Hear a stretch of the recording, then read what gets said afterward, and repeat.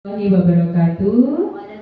Ustazah semuanya, di sini saya ingin berbagi atau sharing dengan modul atau pembelajaran yang saya terima di Guru Penggerak. Jadi sebagai guru penggerak memang tugasnya ini sebagai mengajak teman-teman semua untuk merubah paradigma, untuk merubah pikiran. Maka di sini saya ingin berbagi kepada teman-teman semuanya supaya kita bisa sevisi, sepemahaman, sehingga apa yang saya pelajari di Guru Penggerak ini bisa benar-benar kita terapkan di sekolah kita. Nah, untuk modul 1.4 ini terkait dengan budaya positif, Ustazah. Di sini di budaya positif ini nanti kita akan belajar tentang bagaimana menerapkan budaya positif itu kepada anak-anak, tapi tidak dengan paksaan. Di budaya positif ini kita diajarkan bagaimana supaya anak-anak itu diajak ngobrol dulu, diajak ada kesepakatan dulu supaya ada kesadaran dari diri anak dan nantinya untuk mentaati budaya positif yang sudah kita buat. Nah, ini salam dan bahagia, ini adalah salam Guru Penggerak. Lalu di sini, Ustazah, di sini saya mengenalkan dulu ini Bapak pendidikan kita. Di Guru Penggerak ini memang fokus filosofi pendidikan pemikiran Ki Hajar Dewantara inilah yang nanti akan dipakai dengan pembelajaran Merdeka Belajar beliau, gitu ya. Apakah merdeka itu merdeka bebas tanpa batasan? Nanti di sini akan ada. Jadi di sini diambil dari salah satu pemikiran Ki Hajar Dewantara. Kita ambil contoh perbandingannya dengan makhluk hidup tumbuh-tumbuhan seorang petani.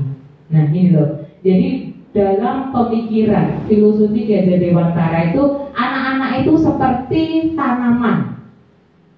Jadi seperti tanaman. Tugas guru, tugas orang tua itu memupuk tanaman, memberi air. Ya, jadi tugas pendidik itu menuntun seperti orang menanam padi. Jadi memperbaiki kondisi tanahnya tanpa merubah padi itu untuk menjadi jagung. Jadi kalau petani itu nandur padi, tumbuhnya kan ya padi, gitu ya. Jadi kalaupun ada rumputnya dicabut itu sebagai yang mengganggu. Jadi tugasnya itu menuntun, tidak memaksa anak menjadi diri guru, menjadi orang tua, seperti itu. Ini pemikiran Ki Hajar Dewantara.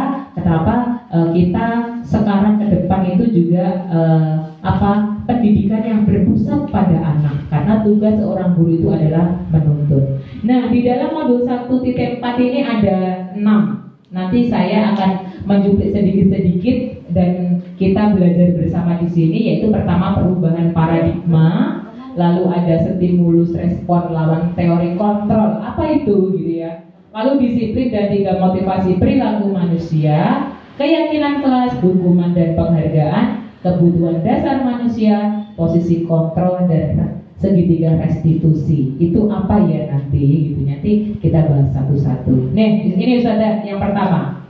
Jadi di sini kita diajak untuk membuat perubahan paradigma. Kalau kita menutup tangan kita, gitu ya. Kita bayangkan bahwa di dalam tangan kita ini ada tulisan benda yang paling kita cintai. Kalau ada yang mau mengambil benda yang ada di tangan kita ini, kira-kira panjenengan akan mempertahankan atau mungkin bisa berubah untuk memberikan tulisan yang ada di tangan jenengan. Kira-kira bagaimana Saudara Rati? Mempertahankan. Saudara Rati? Akan memberikan dengan ikhlas. Ustazah Ulfa? Mempertahankan. Ustazah Siti kira-kira bagaimana? Mempertahankan karena itu rahasia. Oke, baik. Kalau Ustazah Yesi gimana Ustazah Yesi? Sama. Mempertahankan. Nah, ini kepalan tangan yang saya maksud ini adalah paradigma. Paradigma itu pola pikir kita. Nah, jadi kalau ada perubahan, umpama tadi mempertahankan, ada perubahan, mungkin akan ada perubahan kurikulum.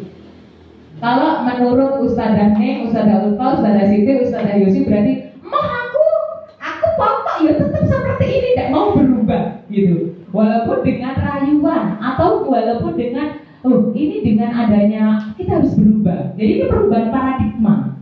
Maksudnya seperti itu. Kira-kira kalau sudah tahu seperti itu apa yang kalian lakukan? Iya betul. Misalnya sangat keren. Nah, jadi kita di sini diajak merubah paradigma pola pikir, gitu ya. Ilusi guru mengontrol. Kalau dulu ilusi kontrol. Guru itu selalu mengontrol murid. Bahwa kritik membuat orang merasa bersalah dapat menguatkan karakter. Anak itu dikritik. Menurut saya ya, kita jujur saja diri kita saja. Kita selalu anak-anak. Nah, jangan rame-rame. Nah, jangan. Itu kita membuat anak merasa bersalah. Atau mungkin kenapa sih kamu tidak bisa diam? Kenapa sih gitu. Jadi seperti itu. Kita seringnya seperti itu. Ini loh paradigma kita dulu, pola pikir kita dulu. Penguatan positif, efektif dan bermanfaat. Bahwa orang dewasa memiliki hak untuk memaksa. Kamu diam, gitu ya. Ini tadi kencang dikencang. Kok lah? Ini benar ini benar. Iya, mengontrol anak itu benar. Kita orang dewasa itu memaksa boleh, gitu ya. Nah, apa yang terjadi?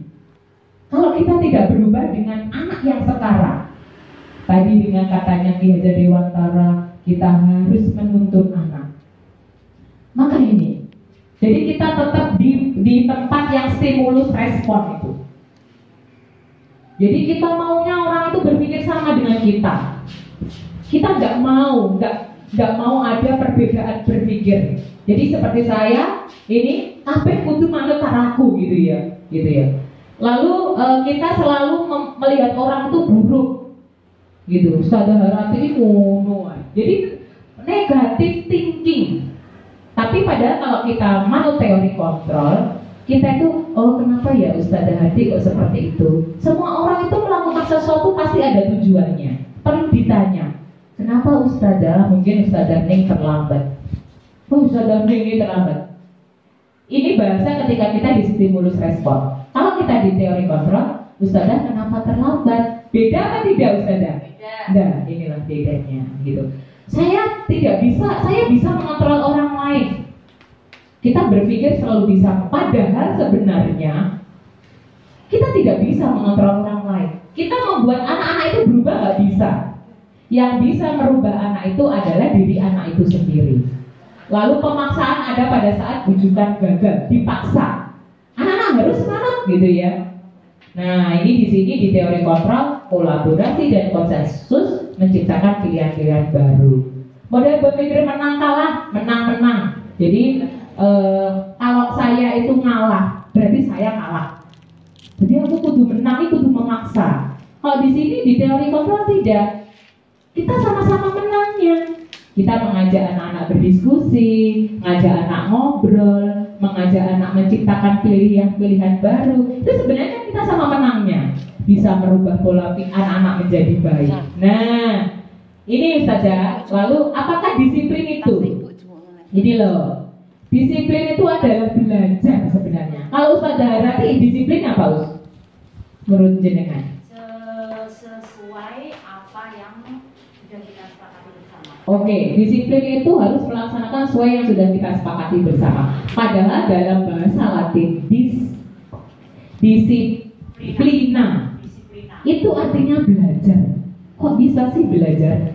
Disiplin itu bukan sesuatu yang celing ujug-ujug bisa jadi. Artinya di dalam guru penggerak ini kita diajarkan bahwa disiplin itu dimulai dari kesadaran, bukan peraturan yang harus ditaati, karena itu tidak akan permanen dalam diri anak-anak. Nah, namun dalam budaya kita disiplin itu selalu suatu pada supaya orang patuh gitu ya. Jadi peraturan ini digawe dhisik. Tata tertib ya, kita di sekolah kita juga begitu ya Mas Ian ya. Tata tertib, jadi anak-anak dibacakan tata tertibnya, tidak diajak ngobrol dulu. Dalam guru penggerak ini kita diajarkan bagaimana mengajak anak-anak membuat peraturan itu Ustazah. Jadi tidak peraturan kita buat dulu, anak-anak mentaati, tapi peraturan kita buat bareng-bareng. Seperti kita kemarin waktu awal tahun ajaran baru kita membuat peraturan guru bareng-bareng. Itu sudah benar, sudah sesuai dengan ini. Nah, teori motivasi ini ya. Jadi supaya tidak jadi tidak hanya anak-anak itu apa itu teori motivasinya motivasi eksternal. Jadi dia takutnya dihukum, lalu dapat hadiah. Ini sudah tidak zamannya lagi. Nanti di pendidikan yang akan datang, teori itu yang dimaksudkan. Disiplin itu dari motivasi internal, dari kesadaran dirinya sendiri. Nah ini loh, makanya kenapa Ki Hajar Dewantara mengatakan merdeka belajar. Merdeka itu tidak hanya terlepas dari perintah, tapi dia cakap memerintah dirinya sendiri. Kalau anak-anak dibiasakan dengan kita ngajak ngobrol membuat peraturan, maka anak-anak akan paham, oh peraturan itu dibuat tidak hanya aku supaya tidak dapat hukuman, supaya tidak hanya aku dapat hadiah, tapi dia sadar bahwa belajar disiplin, berbuat baik itu akan menguntungkan diri saya juga, membuat saya juga menjadi anak yang baik. Jadi kesadaran itu loh yang nantinya harus dibangun dengan kita berkolaborasi, mengajak anak-anak membuat kesepakatan itu, supaya ketika nanti anak-anak dimerdekakan, wes kamu berpikir merdeka, tapi dia konsep baik dalam dirinya itu wis paham. Berarti artinya kalau aku berbuat gini aku salah gitu, dia sudah paham. Artinya ini merdeka belajar seperti itu. Nah ini Ustazah, di dalam guru penggerak kita diajarkan tentang budaya positif. Itu dimulai tidak dari peraturan kelas dulu. Jadi bagaimana peraturan kelas itu dibuat dengan keyakinan kelas yang dibuat bersama-sama antara guru dan anak-anak, lalu lingkungan itu menjadi lingkungan positif dan akan menjadi budaya positif di sekolah kita. Nah ini loh, jadi keyakinan kelas, hukuman dan penghargaan. Tadi sudah saya katakan tentang ini yang biasa kita lakukan ini. TK Chandra Buana, kesepakatan kelas datang tepat waktu, peraturan biasanya begitu. Mengucapkan salam, menjaga kebersihan gitu ya. Kalau kesepakatan kelas ini, kira-kira kalau saudara pilih A atau B? Ini yang keyakinan kelas, yang merupakan keyakinan kelas kira-kira itu yang menggambarkan bahwa itu dibuat secara bersama-sama, bahwa yang melakukan itu tidak hanya anak saja, tapi guru juga. Itu kira-kira yang bahwa satu peraturan itu bisa memenuhi semuanya gitu. Tidak hanya satu, tidak hanya datang tepat waktu. Kira-kira yang pilih yang A apa yang B jenengan? Yang A kesepakatan kelas, datang tepat waktu. Oh iya, datang tepat waktu, mengucapkan salam, menjaga kebersihan sekolah, berdoa sebelum dan sesudah kegiatan, aktif dalam pembelajaran, tertib. Kira-kira pilih yang merupakan kesepakatan kelas itu, keyakinan kelas itu jenengan pilih yang A apa yang B?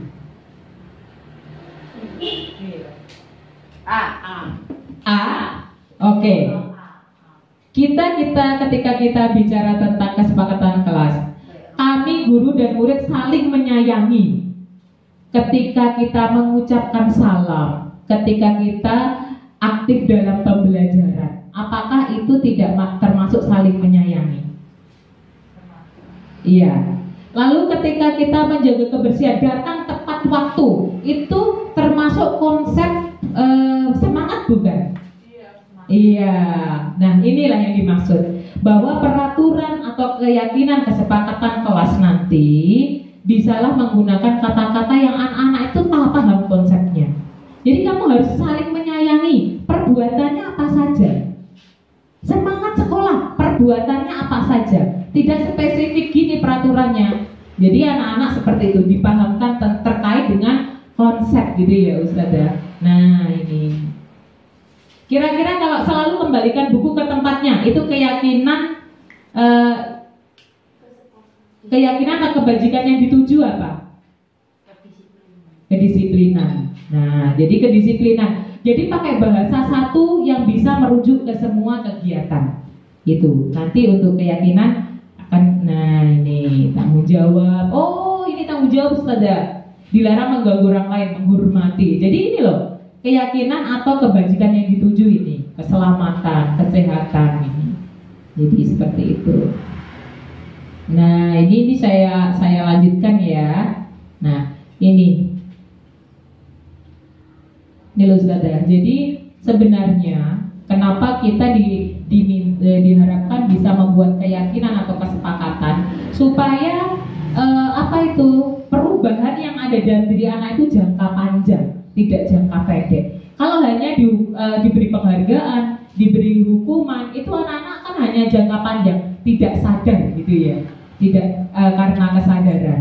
Nah ini sekarang kita masuk ke dalam ini Ustazah.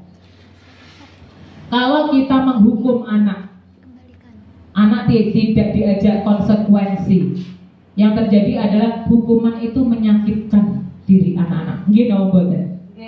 Jadi ketika kita ngomong gini, nah kamu terlambat, maka kamu harus membuat catatan 100 kali dalam buku kalimat. Saya tidak akan terlambat.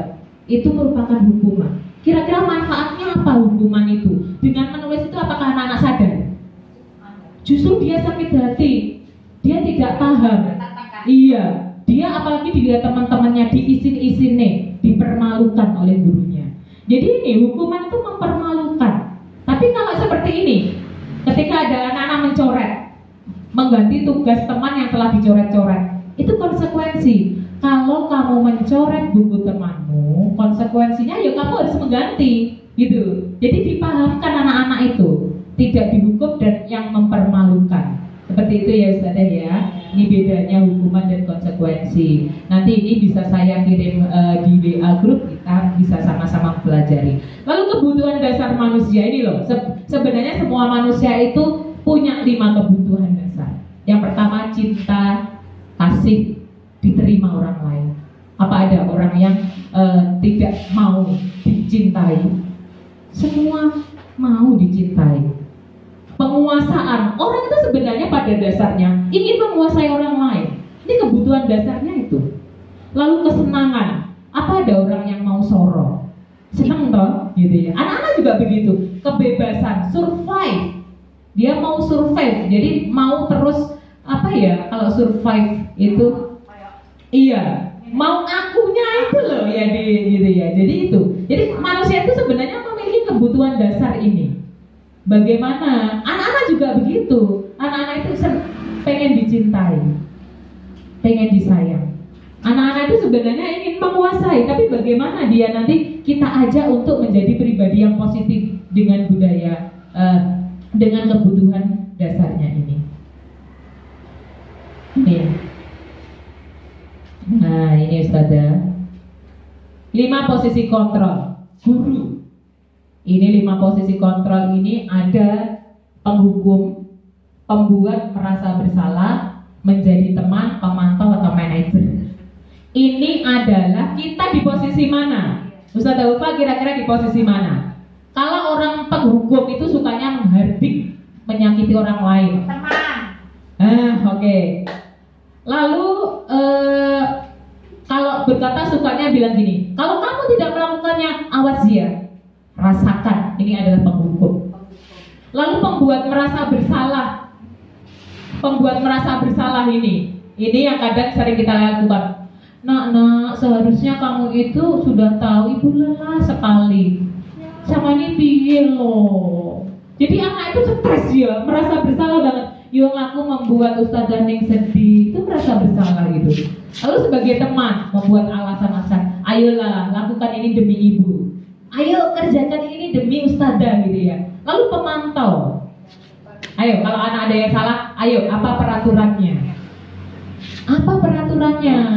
Kita kemarin sudah sepakat peraturannya, kamu kalau ketika belajar tidak boleh ngobrol sendiri. Ingat tidak gitu.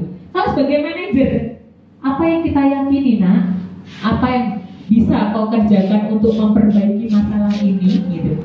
Kira-kira yang terbaik yang mana Us? Ayo sebelum saya memberitahu, yang terbaik itu yang penghukum, pembuat merasa bersalah, teman, pemantau atau manajer?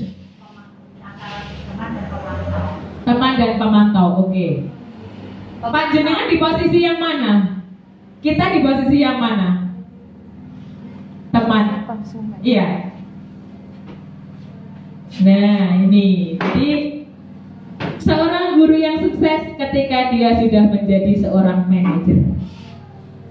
Iya. Jadi bisa membuat anak-anak itu, manajer itu membuat kesepakatan dulu. Lalu ketika anak-anak salah, ayo kita keyakinan kita apa? Apakah kamu bisa memperbaiki, Nak? Coba kita perbaiki. Kamu butuh apa? Itu tuh namanya manajer yang terbaik. Tapi kebanyakan kita, kadang saya membuat merasa bersalah. Kalau ke anak saya pun juga gitu. Ya Allah, kamu kok begitu sih? Itu ternyata berbahaya untuk anak-anak loh.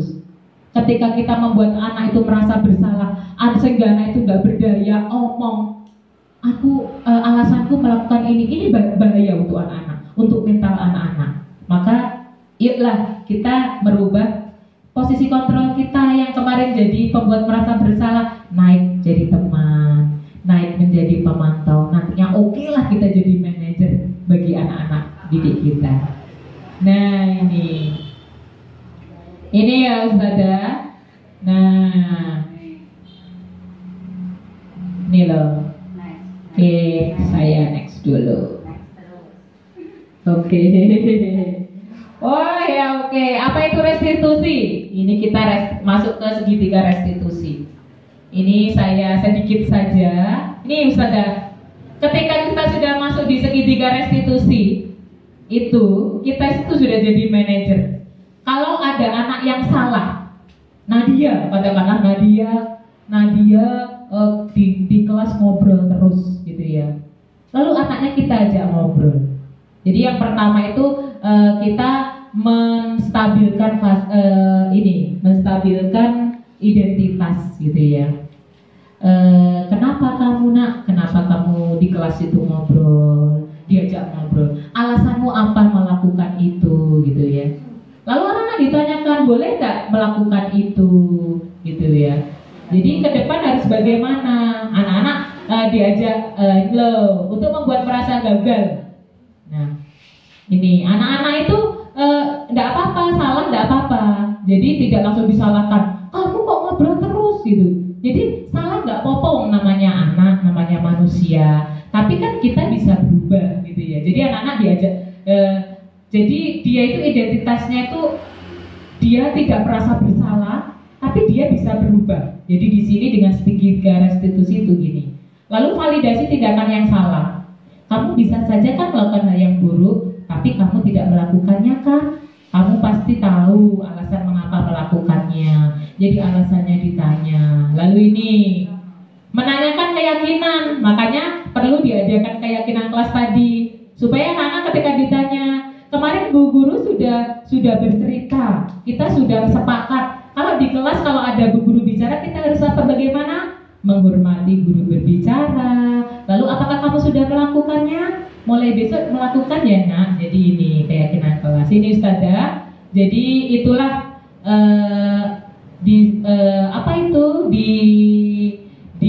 modul 1.4 kita belajar itu Ustazah. Banyak hal yang kita pelajari di modul positif, budaya positif ini. Supaya apa? Supaya guru-guru itu tidak diajak berubah pola pikirnya, anak-anak diajak ngobrol, diajak membuat keyakinan kelas, supaya anak-anak itu menjadi anak-anak yang paham. Tidak hanya dia taat peraturan karena hukuman, tapi dia juga memahami bahwa peraturan itu dibuat bersama mereka, diajak membuat keyakinan kelas. Mungkin itu saja, nanti kapan-kapan kita lanjutkan lagi terkait dengan budaya positif. Semoga bermanfaat untuk kita semuanya dan kita bisa merubah pola pikir kita bagaimana mendidik anak kita menuntun seperti filosofi Ki Hajar Dewantara tadi. Terima kasih. Billahi taufiq wal hidayah. Wassalamualaikum warahmatullahi wabarakatuh.